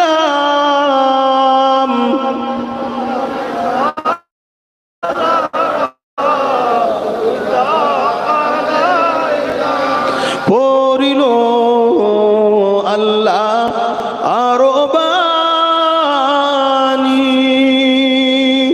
পোহানো দুঃখে রজনী হইল জগৎ অনুরানী আমিনার নয় ও নির্মণি ইয়া নবী সালাম ইয়া রাসূল সালাম ইয়া হাবিব সালাম আলাবাতুল্লাহ আল্লাহ আমাদের সালামকে কবুল করেন বলুন আল্লাহুম্মা আমিন। আমি একটা ছোট্ট কথা আপনাদের কাছ থেকে জিজ্ঞেস করতে চাইছি, কেন মালদার মানুষ আপনারা আমার দাদা হুজুরের ভালোবাসার মানুষ, আমাদেরই পীর ভাই বা পীর বা চাচাজি আপনারা হন, আত্মীয় হন আপনারা আমাদের। এই যে ওয়াকফকে কেন্দ্র সরকার নতুন আইনের নামে যে লুটা ষড়যন্ত্র করছে, এর বিরুদ্ধে সংগ্রাম আন্দোলনের দরকার আছে না নাই? একটু আওয়াজ দিয়ে বলুন, কারা বলছেন দরকার আছে একটু সাক্ষী দেন। আলহামদুলিল্লাহ এই আন্দোলন পুরো বাংলা জুড়ে আমি করছি, বিভিন্ন জায়গায় বিভিন্ন ডেটে প্রোগ্রাম করছি, মানুষকে সচেতন করছি এবং কেন্দ্র সরকার যাতে এই আইন থেকে নিজেকে দূরে সরায়, অব্যাহত করে, আইনকে বিরোধ করে, বন্ধ করে, এই ষড়যন্ত্র যেন বন্ধ হয়, এর জন্য আন্দোলন হচ্ছে। এই আন্দোলন আগামীতেও হতে থাকবে। বাংলার প্রতিটা জায়গায় করতে করতে বাংলার রাজধানী কলিকাতা করার লক্ষ্য আমার চলছে। সে জায়গায় যদি আপনাদেরকে ডাকি, ব্রিগেড হোক বা শহীদ মিনার হোক, আপনারা কি আন্দোলনে একটু যেতে পারবেন, সারা দিতে পারবেন? কারা পারবেন আল্লাহকে সাক্ষী রেখে হাত তুলবেন, মুনাফিকি নয়, লম্বা হাত তুলে পারবেন তো নাকি? এ ধোকা দিচ্ছে না তো? কেন আমি সব জায়গায় সাক্ষী নিচ্ছি, দেখছি। কেন কলকাতায় ডাকলে যদি 20-30 লক্ষ লোক হয়, তাহলে সে আন্দোলনের গুরুত্ব থাকবে না থাকবে না? এজন্যই তো ইসলাম বলেছে যেখানে অন্যায় কাজ হয় ওখানে যেও না, কেন ভিড় তাকে উৎসাহিত করে, আর যেখানে নাই কাজ হয় ওখানে যাও, ভিড় তাকে উৎসাহিত করবে। আজকে আমার আপনার দিনের সম্পদ ওয়াকাফ, আমার আপনার ইসলামের সম্পদ ওয়াকাফ, মসজিদ আমাদের, মাদ্রাসা আমাদের, কবরস্থান আমাদের, ওয়াকাফ সম্পত্তির উপরে এগুলো আছে। আজকে কলিকাতার বুকে হাজার হাজার বিঘে সম্পদ যেগুলো সব দখল হয়ে পড়ে আছে, অথচ মালদার ছেলে কলকাতায় গিয়ে পড়বে, হোস্টেলের অভাবে পড়তে পারছে না, বাড়ি ভাড়া নেবে, অর্থ নাই, অথচ সেই ওয়াকাফ টাকা থেকে যদি হোস্টেল করে দেওয়া যায়, ছেলেদেরকে ফ্রি থাকার ব্যবস্থা করা হয়, আমাদের ছেলেরা ভালো ভালো এডুকেটেড পার্সন হবে। এর জন্যই তো লড়াই করছি। এই লড়াইয়ে আগামী দিন পুরো বাংলা বুকে ঘুরে ঘুরে ঘুরে ঘুরে প্রোগ্রাম করে আমি সাক্ষী নিচ্ছি, আমার বাপ ভাইদের, মা বোনেদের যেতে হবে না, বাপ ভাইদের সাক্ষী নিচ্ছি কলিকাতায় ডাকার জন্য। কেননা যখন ডাকবো সেটা কমসে কম 20-30 লক্ষ তো লোক হওয়া দরকার, ঠিক তো নাকি গো? তাই আপনারা সাক্ষী দিচ্ছেন তো নাকি? এ হাত ভুল হবে না তো? আরো একবার সাক্ষী দেন, কলিকাতায় ডাক দিলে যাবেন আপনারা? হাত লম্বা করেন, আমি কাউকে জোর করছি না, খুশি মনে বলছেন তো? আলহামদুলিল্লাহ। যারা পাড়ে ডাক দিয়েছেন প্রথম নেবে আসুন তো দেখি কেমন শোনেন। যারা পাড়ে দাঁড়িয়ে হাত তুলেছিলেন যে হ্যাঁ যাবো কলকাতায়, এই হাতটা কতটা সত্য হবে একটু তার প্রমাণটা প্রথম নিচুই নেবে আসেন। এই যে যেগুলো দাঁড়িয়ে আছে এই মাঠ থেকে উপরে যেগুলো রয়েছে এই পাটটার কথা বলছি, নেবে আসেন দেখি, নেবে আসেন, তবে তো বিশ্বাস হবে যে হ্যাঁ সত্যি হাতটা সত্য। আমি জানি এই গতকালকে বর্ধমানে একটা জলসা এসেছিলাম, মানুষের শেষ নেই, তারাও যাবে বলছে, বিভিন্ন জায়গায় যাচ্ছি, মানুষের শেষ নেই, সব জায়গায় যাবে বলছে। আপনারা সরে সরে আসেন, ওরা আসতেদেরকে একটু জায়গা দেন, সরে আসেন। এখানে কেন আবার ভেতরে ঢুকে বললেন? তাহলে এই আন্দোলন আমি করব বলছেন তো নাকি? কথা দেন আবার করব তো নাকি? ওয়াকাফ বাঁচাও আন্দোলন হবে তো নাকি? আপনারা খবর পেলে যাবে। তবে একটা দুঃখের বিষয়, কিছু বিষয় আমার সম্বন্ধে মিথ্যা প্রচারও চলছে। অনেক জায়গায় প্রোগ্রাম নেই বলছে প্রোগ্রাম ডেকেছে, মানুষ গাড়ি করে যে দেখছে আমি সেখানে নাই। অনেক জায়গায় প্রোগ্রাম আছে আবার বলছে না উনি ক্যান্সেল করেছে। একটা চক্রান্ত চালাচ্ছে। কেন? আমার কথা মুখ দিয়ে শুধু হয় না, এখান থেকে হয়। আমি আন্দোলন করছি আমার পেটের জন্য নয়, আমি আন্দোলন করছি ওয়াকাফ থেকে ভাগ পাবার জন্য নয়, আমি আন্দোলন করছি আমার ইসলামের সম্পদ, আমাদের সম্পদ, গরিব বেকার যুবক যুবতীদের ভবিষ্যতের সম্পদ, আমাদের ছেলেদের পড়াশোনার অধিকারের সম্পদ। এজন্যই আন্দোলন করছি। করছে ওই চক্রান্তকে করার থেকে যেমন আমি করছি, অন্য অন্য জায়গাতে আরো সবাই মিলে একদিন দিল্লির বুকে প্রয়োজন হয় যাব। যদি দিল্লি যেতে হয় সেদিন শুধু আন্দোলন করব না, জালিমকে তার জায়গা থেকে ইনশাআল্লাহ না পেয়েই আমরা ফিরবো। বলুন ইনশাআল্লাহ। আরো জোরে বলুন ইনশাআল্লাহ, আরো জোরে বলুন ইনশাআল্লাহ। এই কলিকাতার রাজধানী, এই কি বলে পশ্চিম বাংলার রাজধানী হলো কলকাতা। ওখানে শত শেষে নিয়ে যাব, চারিদিকে আলোচনা করে দেখছি। সেই ডাক সেটা ব্রিকেটও করতে পারি, চাইবো, আর শহীদ মিনারও হতে পারে। ইনশাল্লাহ খবর পেলে যাবেন। এই যে মিস ইউজ করছে, মিস প্রচার করছে, এ থেকে সমাধান হওয়ার জন্য আপনাদেরকে বলবো, আপনারা সকলে ইউটিউবে যাবেন, গিয়ে সার্চ করবেন PABS ইউটিউব চ্যানেল, ওটা আমার অফিসিয়াল চ্যানেল PABS। ওতে ডাইরেক্ট আমার বক্তব্য দেওয়া থাকে, কবে কোথায় ডাকছি না ডাকছি, ওতে দেখবেন। কেউ প্রচার করলে মিথ্যা শুনবেন না। দ্বিতীয় নম্বর কথা, আমার নামে অফিস থেকে একটা পেজ চালানো হয়, পীরজাদা MD আব্বাস সিদ্দিকী। ওটাকে কি বলে লাইক নাকি করে রাখতে হয়, করে রাখবেন, এরা ভালো জানে আরো। কথা বুঝলেন? এরপরও আর একটা কথা বলে যাচ্ছে, আমার যে একটা নম্বর আছে 9830825982, এই নম্বরে ফোন করে যাবেন। এই নম্বরে ফোন করে যোগাযোগ নেবেন। অবশ্যই আপনাদের এলাকায় আমাদের যারা মৌলানা সাহেব ভাইরা রয়েছে, যখন কলিকাতায় ডাকবো ভাইদেরকেও জানাবো, তারাও প্রচার করবে। সব জেনে আপনারা যাবেন। বলুন ইনশাআল্লাহ। এই লড়াই আমাদেরকে করতে হবে। আমরা অনেক ভুল করেছি, নিজেদেরকে তাজা খুন দিয়ে হলো আল্লাহর মসজিদ মাদ্রাসা দ্বীনের ইজ্জত সম্মান আমরা রক্ষা করব। রাজি আছেন না নাই? হাত তুলে বলুন রাজি আছেন না নাই? অনেক অন্যায় হয়েছে আমাদের, হতে পারে এই সংগ্রামের বিনিময়ে, এই বুকের তাজা খুন দেওয়ার বিনিময়ে কমসে কম আল্লাহ যেন আখিরাতটা আমাদের নাজাত দেন। বলুন ইনশাআল্লাহ। আসেন একটু দোয়া করব, গায়ে গায়ে বসবেন, সকলে বসেন, দোয়াতে সকলে শরীক হন। বিসমিল্লাহ শরীফের সঙ্গে 11 বার দরুদ শরীফ, 3 বার শরীফ ফাতিহা শরীফ, 10 বার শরীফ তিলাওয়াত করেন, দোয়া চাওয়া হবে। বিসমিল্লাহির রহমানির রহিম। আলহামদুলিল্লাহ নাহমাদুহু ওয়া নাস্তাঈনুহু ওয়া নাস্তাগফিরুহু ওয়া নু'মিনু বিহি ওয়া নাতাওয়াক্কালু আলাইহি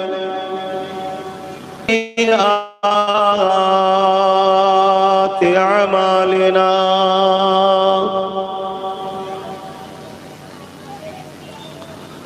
من يهده الله فلا مضل له ومن يضلله فلا هادي له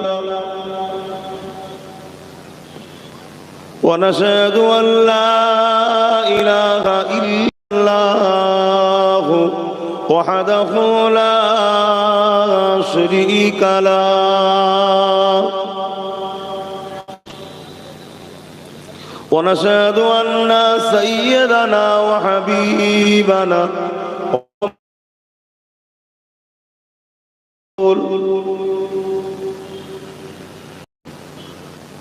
أما بعد فيا أيها رحمكم الله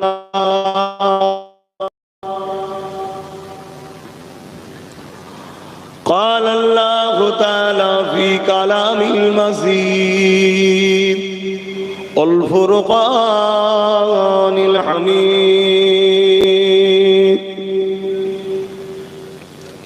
إن الله وملائكته يصلون على النبي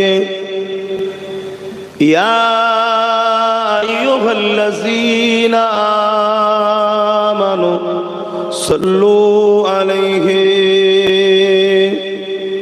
وسلموا تسليما اللهم صل على রোদে মাথা গরম হয়ে যাবে, যা রোদ লাগছে।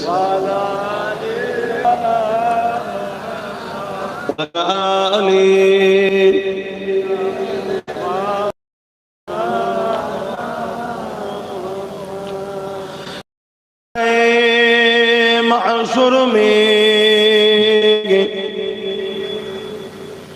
लब्बाई लब्बाई जहां ने पुकारा मोहम्मद सदा गए महशर में लब्बाई लब्बाई जहां उम्मतों ने पुकारा मोहम्मद हमें जानो दिल से प्यारा मोहम्मद के गमों है हमारा मोहम्मद अल्लाहुम्मा सल्ली अला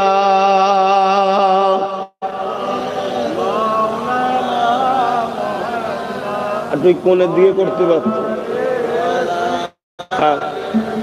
যাবে হবে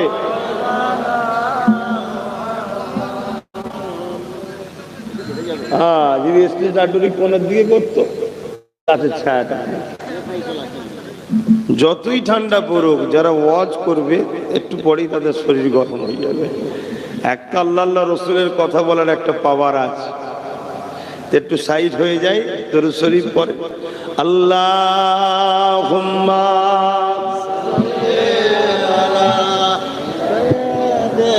বেশি ওই সাইড, ওই বেশি পিছন নেই, এদিক কারাচ্ছি কোথায়?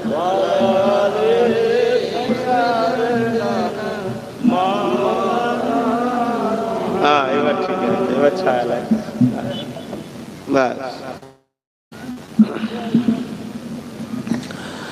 কালেমা লা ইলাহা ইল্লাল্লাহ, লা ইলাহা, লাইট ওই দিক ঘোরান তো, বক্সটা ঘুরিয়ে দেন ওইদিকে। হাসবি রব্বি জাল্লাল্লাহ মা ফি কলবি খায়রুল্লাহ, নূর মুহাম্মদ সাল্লাল্লাহ হক লা ইলাহা, লা ইলাহা ইল্লাল্লাহ, লা ইলাহা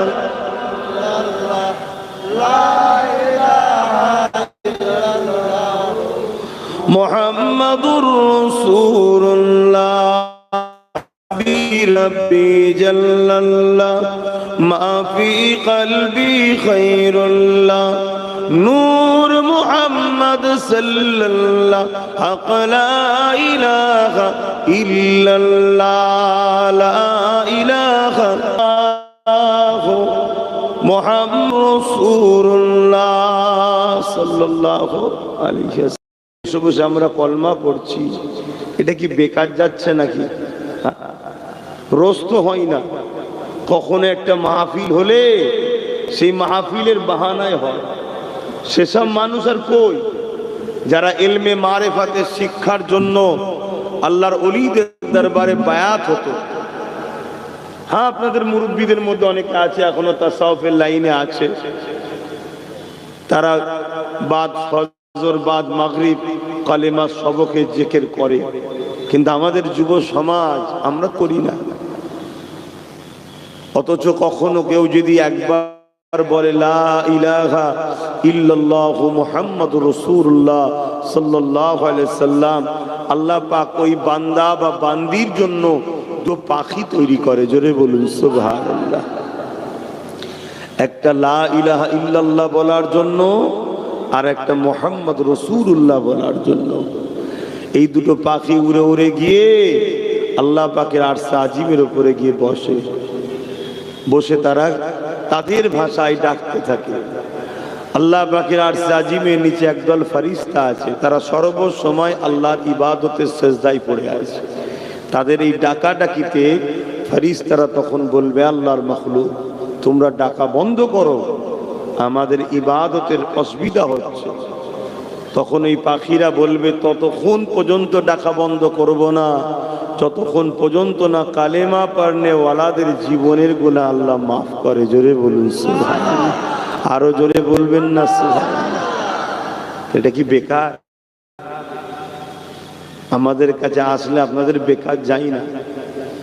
যদি কবর খুঁড়িয়ে দেখানো জায়েজ থাকতো, আমার বাপ দাউদের সঙ্গে যারা উঠা বসা করেছে খুঁড়িয়ে দেখিয়ে দিতাম, তাদের লাশ তো অনেক দূরের কথা, কাফনটাও টাটকা আছে তোমার দাদাদেরই। বলুন সুবহানাল্লাহ, বলো ইনশাআল্লাহ। আমি গল্প বলছি না, অনেক জায়গায় প্রমাণও পাওয়া যাচ্ছে, অনেক জায়গায় কবর ধসে গিয়ে পাওয়া যাচ্ছে।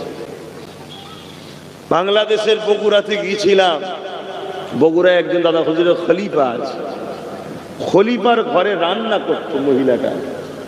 গরিব মানুষ, অনেকে বাড়ি বাড়ি কাজ করে, তা রান্না করে দিতেন।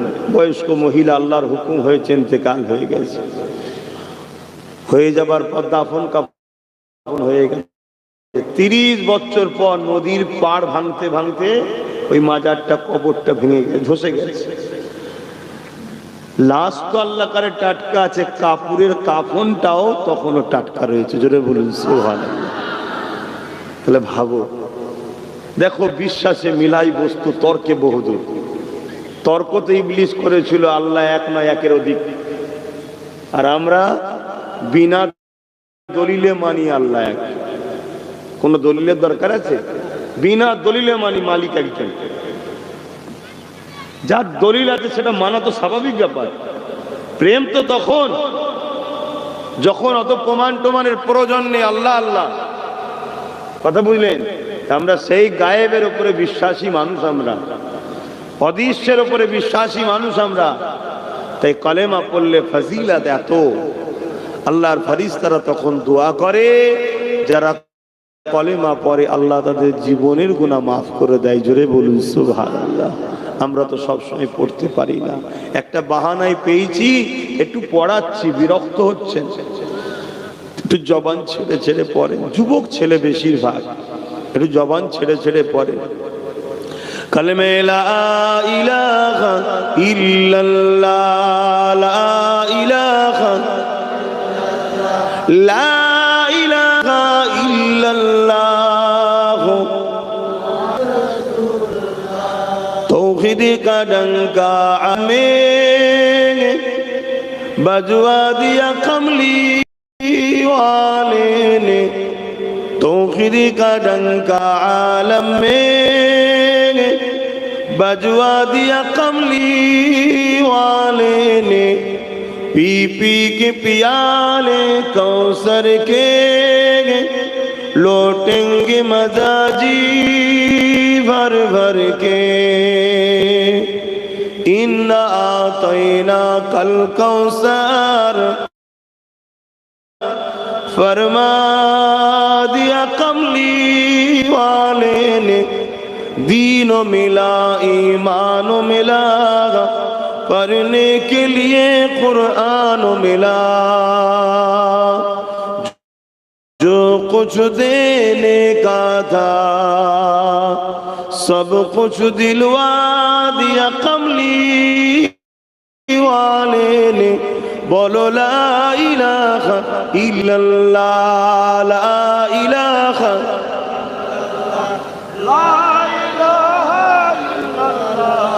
ला इलाहा इल्लल्लाह, ला इलाहा, ला इलाहा इल्लल्लाह मुहम्मदुर रसूलुल्लाह। अल्लाहुम्मा सल्ली अला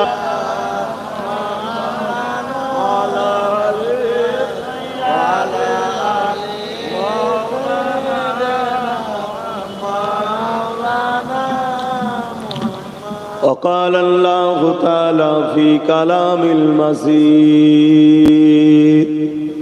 والفرقان الحميد قل إن كنتم تحبون الله فاتبعوني يحببكم الله ويغفر لكم ذنوبكم والله غفور رحيم। আমার আব্বা জানেরা, আমার পর্দানিশিনা আম্মা জানেরা, বোনেরা, আমার নওজোয়ান তরুণেরা, যুবকেরা, ছোট ছোট বাচ্চারা, ওলামা হযরত, হাফেজে কোরআন, নামাজি, মুত্তাকি, পরহেজগার, জাকিরিন, আল্লাহর বান্দা বান্দিরা, এ দুনিয়া আমাদের কারো জন্য চিরস্থায়ী নয়। আজ আছি কাল নাই, আজ আছেন কাল থাকবেন না। এই পৃথিবীটা হলো আমাদের জন্য একটা পরীক্ষার জায়গা। এই পৃথিবীতে হাজারো ধর্ম আছে, হাজারো মত আছে, হাজারো বিশ্বাস, হাজারো আকীদা রয়েছে। যার যেটা পছন্দ, যার যেটা মত, যার যেটা বিশ্বাস, তার কাছে তারটা। তবে প্রত্যেকেই কিন্তু নিজের বিশ্বাস, নিজের পছন্দ, নিজের ধর্মকে প্রত্যেকেই কিন্তু খুব ভালোবাসে। আমাদেরকে আল্লাহ পাক বড় সৌভাগ্যবান করেছেন। আমাদের ধর্মের নাম হলো ইসলাম। আমাদের ধর্মের নাম মুসলমান নয়, আমাদের ধর্মের নাম ইসলাম। সালাম থেকে এসেছে, যার বাংলা মানে হলো শান্তি। এজন্য আল্লাহ আমাদের সৌভাগ্যবান করেছে। বললাম কোরআন মাজিদে কালামুল্লাহ শরীফে আল্লাহ নিজে বলছেন, ইন্না দীনা ইনদাল্লাহিল ইসলাম, বেশক আমি আল্লাহ, আমার মনোনীত পছন্দনীয় ধর্মের নাম হলো ইসলাম। জোরে বলুন সুবহানাল্লাহ। আল্লাহ আমাদেরকে ওই ঘরে জন্ম দিয়েছে, ওই দিনের অনুসারী করেছে যে দিনটাকে আল্লাহ নিজে পছন্দ করেন, নিজের মনোনীত। তাই শুকরিয়া আদায় করে আরো একবার বলি আলহামদুলিল্লাহ। কিন্তু দুঃখের সাথে বলতে হয়, তাম পৃথিবীর দিকে তাকিয়ে দেখছি, আমেরিকা বলেন, ব্রিটেন বলেন, ফ্রান্স বলেন, জাপান বলেন, সব জায়গাতেই যেন ইসলামের পিছনে মানুষ লেগেছে। কেউ কোরআন নিয়ে সমালোচনা, কেউ আমার আল্লাহকে নিয়ে, কেউ আমার রসুলকে নিয়ে, কেউ ইসলামকে ১৫০০ বছর বলা, নানা রকম ভাবে ষড়যন্ত্র চালিয়ে আসছে। আজকে দুর্ভাগ্যের বিষয়, আমাদের ভালোবাসার মাতৃভূমি ভারতবর্ষও যেন নতুন করে দেখছি একের পর এক ইসলামের বিষয়ে, মসজিদ মাদ্রাসার বিষয়ে নানা রকম ভাবে মিথ্যা ষড়যন্ত্র, মিথ্যা প্রোপাগান্ডা চালিয়ে যাচ্ছে একদল মানব পশুরা। এর বিচখানে আমরা যারা ইসলামের অনুসারী দাবিদার, আমাদের মধ্যে আবার বিরাট বড় ফাটল হইয়া হাজার তার মানছি সেই দরদ, সেই ভক্তি, সেই ভালোবাসাটা ইসলামের উপরে আমাদের সেই গুরুত্ব, সেই দরদ, সেই ভালোবাসাটাও নাই। কেন? আমরা সহজে মুসলমান, আমরা ইসলামকে বড় সহজে পেয়েছি। আমরা জন্ম নিয়েই দেখেছি আপনার গ্রামে ছত্রগাছিতে মাহফিল হচ্ছে, হাজারো হাজারো মানুষ, আলে মাদ্রাসা দেখছি, মসজিদ দেখছি, দাড়ি দেখছি, টুপি দেখছি, কোরআন তেলাওয়াত দেখছি। এজন্য আমাদের ধর্মের উপরে অতটা গুরুত্ব নাই। কিন্তু ইসলাম এত সহজে আপনার ছত্রগাছিতে আসেনি। এর জন্যে লাখো মা সন্তান হারা হয়েছে, লাখো বাপ নিজের সন্তানকে কুরবানি করেছে, লাখো সন্তান এতিম হয়েছে, লাখো স্ত্রী বিধবা হয়েছে।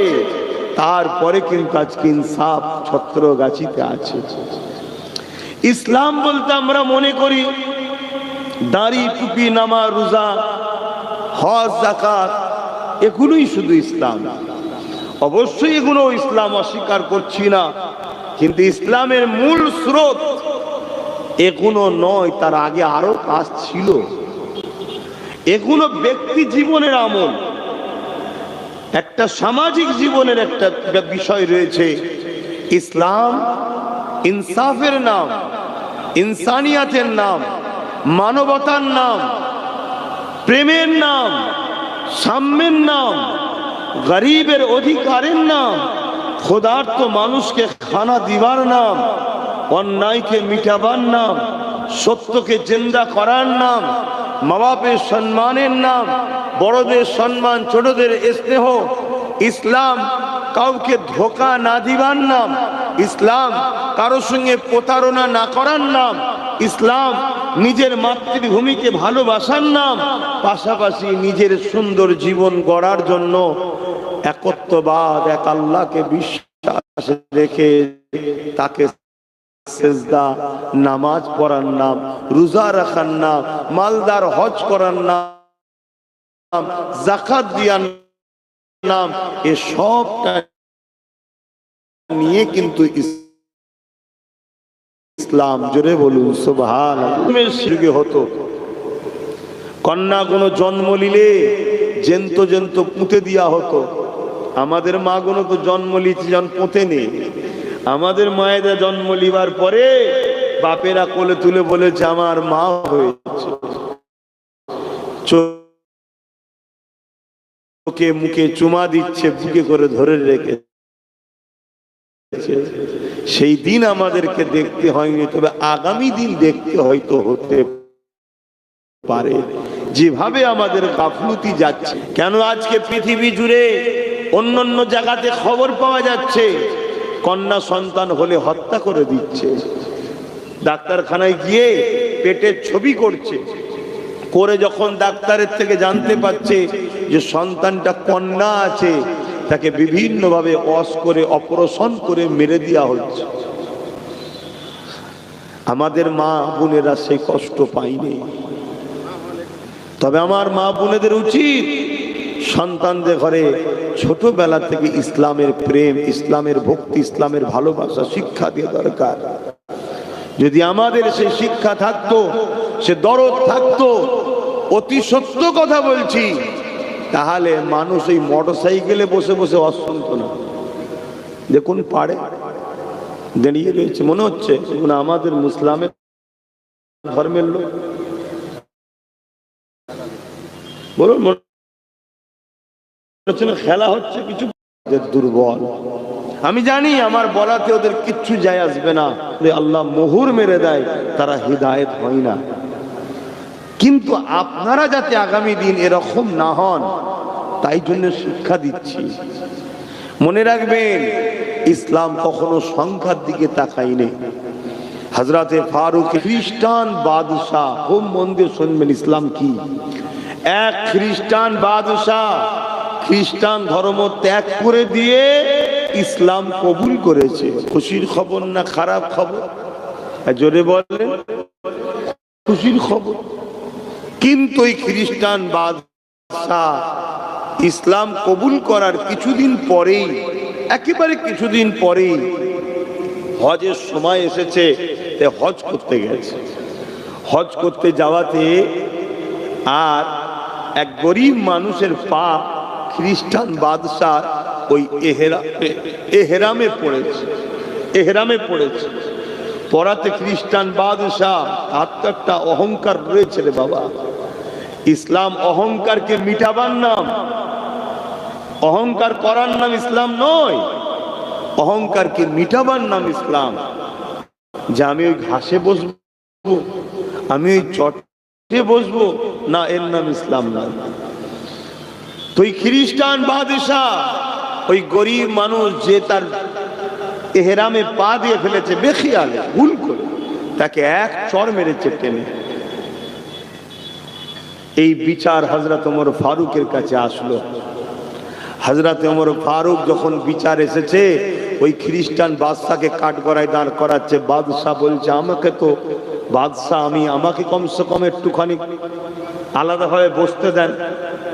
হযরতে ফারুক আজম বলছে, এটা অন্য কোনো জায়গায় হয়, আসামিকে আসামি ভাবেই ইসলামে দেখা হয়, এখানে অন্য কোনো গুঞ্জাইশ নাই।